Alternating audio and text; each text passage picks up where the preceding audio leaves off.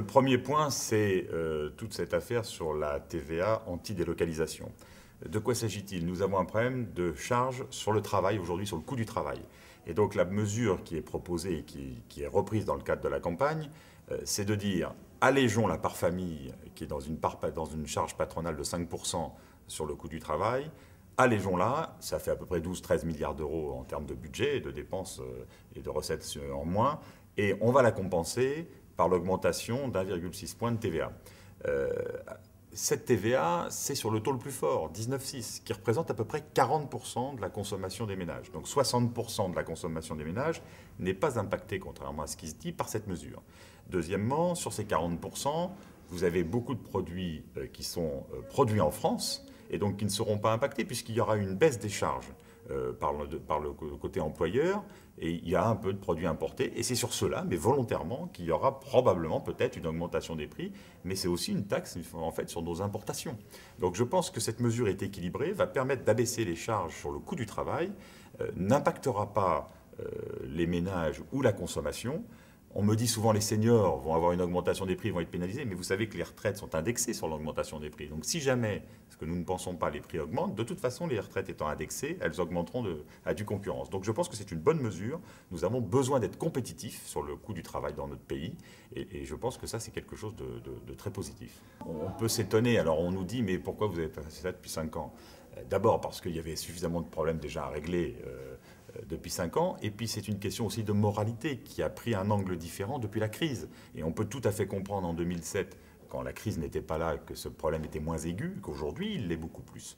Et donc le président de la République a dit qu'effectivement on ne pouvait pas avoir des grands groupes, et notamment des grands groupes du CAC 40, qui n'exercent pas une forme de solidarité en payant leur fiscalité sur leurs bénéfices nets consolidés mondial parfois, quand ce sont des groupes internationaux, en France, alors qu'ils ont une activité en France et qu'ils ont des structures en France. Donc je crois que c'est une mesure qui est fiscalement juste et moralement bonne compte tenu des circonstances. François Hollande l'a dit lui-même, ça ne rapportera rien. Donc déjà on peut se demander de l'utilité d'une fiscalité qui a un côté confiscatoire et un peu brimant, et si en plus c'est pour ne rien rapporter. Donc ça veut dire qu'on est purement dans l'affichage et la symbolique, et je crois qu'aujourd'hui les problèmes auxquels on est confronté dépassent l'affichage et la symbolique. On a vraiment besoin d'apporter des solutions. Ça concerne les revenus du travail, plus d'1 million d'euros, ça concerne à peu près 3000 et quelques personnes, puisque après on a beaucoup plus de monde si on inclut les revenus du patrimoine. Mais sur les revenus du travail, les 1 million d'euros, plus d'1 million d'euros, ça concerne 3152 ou 3200 personnes dans notre pays. Donc je pense qu'il a voulu faire un coup de communication, un coup d'affichage.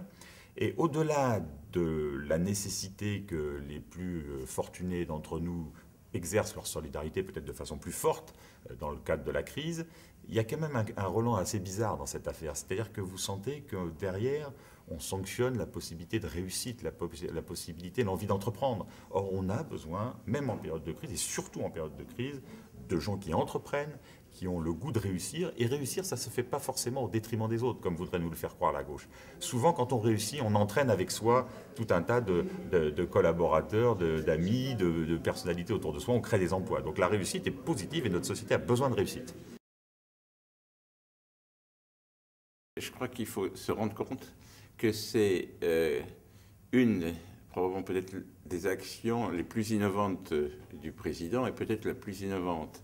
Parce que quand il a lancé en juin 2007, donc il venait d'être élu, il a lancé cette notion du Grand Paris, qui est une notion qui a été utilisée à plusieurs moments dans l'histoire. Ça faisait quand même 50 ans qu'il ne se passait plus grand-chose. La métropole, la ville-monde qu'est le Grand Paris, et qui est Paris, et qui est en concurrence avec les grandes villes comme aussi bien Londres, Shanghai, New York, etc., et était en train de prendre du retard et d'accumuler des manques de dynamisme dans tous les domaines. Et le projet de schéma directeur régional, qui heureusement à ce moment-là a ensuite échoué, était un projet sans ambition, sans souffle. Le président a complètement relancé cette notion, et ça se traduit par quelque chose d'assez extraordinaire.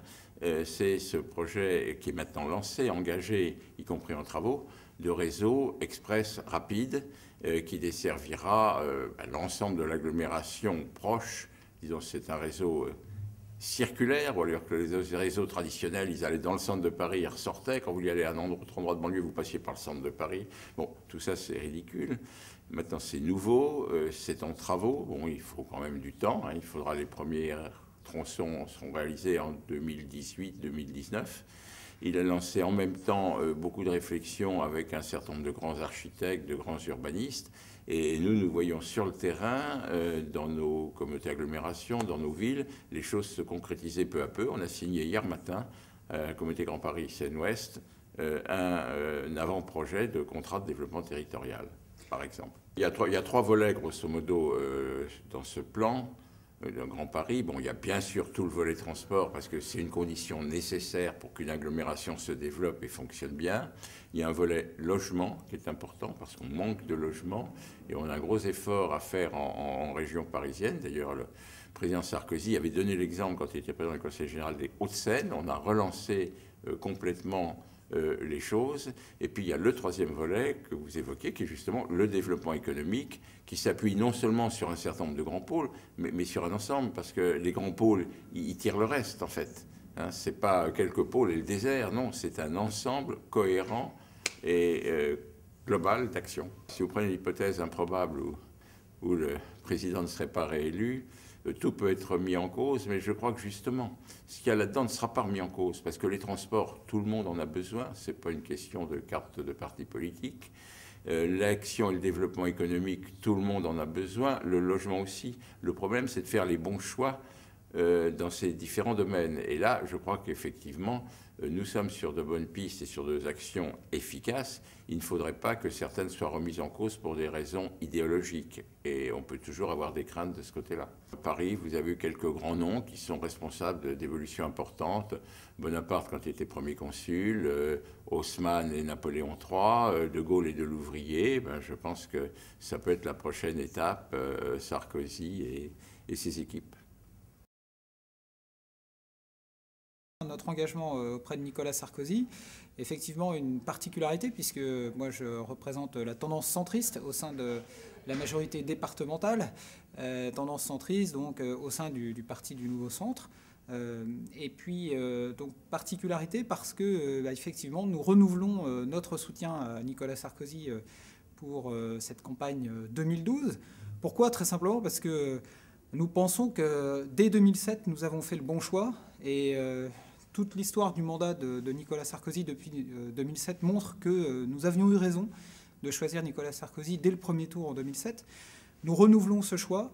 Nous le renouvelons pourquoi? Parce que effectivement, notre pays, notre département, nos communes n'ont eu qu'à se féliciter de l'action conduite par le gouvernement et par Nicolas Sarkozy à divers titres. Vous évoquez celui de l'enseignement supérieur, en effet, parce que c'est le sujet dont j'ai la charge au sein de notre Conseil général des Hauts-de-Seine. Une des réformes phares du quinquennat de Nicolas Sarkozy, la réforme des universités. Et donc, effectivement, beaucoup plus de moyens pour celle-ci, l'autonomie de décision, la capacité finalement de pouvoir reprendre leur place au sein du concert mondial des universités et de l'enseignement supérieur, et une réforme qui est devenue une réforme tout à fait symbolique du mandat de Nicolas Sarkozy. Pourquoi? Parce qu'elle insiste sur la nécessité de préparer les générations futures au marché de l'emploi et au marché de l'innovation donc qui se prépare dans les années à venir. Phare également parce qu'elle permet à l'innovation de reprendre pied en France, de rester en France quand elle y est déjà présente. Et évidemment, l'université, mais aussi les établissements d'enseignement supérieur en sont les premiers vecteurs. Et donc, une réforme qui nous a permis, dans les Hauts-de-Seine, de rester un département extrêmement actif en termes d'innovation, un département jeune, un département où les étudiants sont nombreux, où ils sont, je dirais, accueillis dans des universités qui vont progresser, qui vont devenir meilleures grâce à cette réforme. Universités qui, sur tous les terrains de la connaissance, que ce soit dans les matières scientifiques, dans les matières des sciences humaines, vont maintenant pouvoir reprendre une place qu'elles avaient perdue sous les précédents législatures ou mandats présidentielle. C'est aussi une façon un peu rapide de dire les choses. On met un peu tout le monde dans le même sac. Il y a le monde de l'éducation, puis il y a le monde de la recherche, il y a le monde de l'enseignement supérieur. Et là, les choses sont beaucoup plus, je dirais, différentes que celles que vous annoncez. Mais effectivement, moi, ce que j'ai envie de leur dire, c'est tout simplement regardez les faits. Regardez ce qui a été mis à votre disposition dans les 5 années qui viennent de s'écouler. Regardez la façon dont le gouvernement a considéré que l'université était un enjeu majeur de notre société. Regardez les milliards d'euros qui ont été mis à la disposition des universités. Et je dirais, sortons de l'idéologie, regardons concrètement ce dont nous sommes capables et ce que le gouvernement fait pour vous. Et là, je pense que vous serez en capacité d'avoir un jugement un peu différent sur les choses de manière générale et sur les points de vue politiques en particulier. Et cette fuite des cerveaux, justement, elle est l'un des objectifs de la réforme des universités, c'est de l'enrayer, c'est de permettre que, effectivement, la matière grise reste en France, reste en Île-de-France. Et cette réforme des universités, c'est à la fois donc, des moyens pour ces universités et c'est aussi une gouvernance qui leur permet de se regrouper entre elles, donc d'acquérir en fait des niveaux d'importance qui sont des seuils à partir desquels effectivement elles sont en capacité de compter dans le concert mondial des universités. Donc c'est des moyens, c'est de la gouvernance et c'est aussi la possibilité de se rassembler non pas seulement entre universités mais aussi d'intégrer des établissements d'enseignement supérieur et de recherche, des laboratoires, et donc d'être effectivement au top de l'innovation et de la recherche pour que demain, les étudiants qui sortent de ces universités eh bien, fassent de la croissance évidemment en France, mais aussi à l'étranger, mais fassent d'abord et avant tout de l'innovation et de la croissance en France. Les Silicon Valley à la française, c'est possible. Saclay en sera un des exemples majeurs dans le cadre du Grand Paris, du projet du Grand Paris, qu'il faut savoir là aussi lier à la réforme des universités d'une certaine manière, puisque des connexions fortes vont exister entre ce projet du Grand Paris et l'arrivée d'un certain nombre d'universités sur le plateau de Saclay notamment. Et évidemment, les Silicon Valley à la française, nous allons montrer que c'est possible. Déjà, dans certains lieux, on a montré qu'on savait lier université et recherche. Il faut maintenant qu'on le démontre de manière encore plus massive pour être à la hauteur des enjeux des années qui viennent.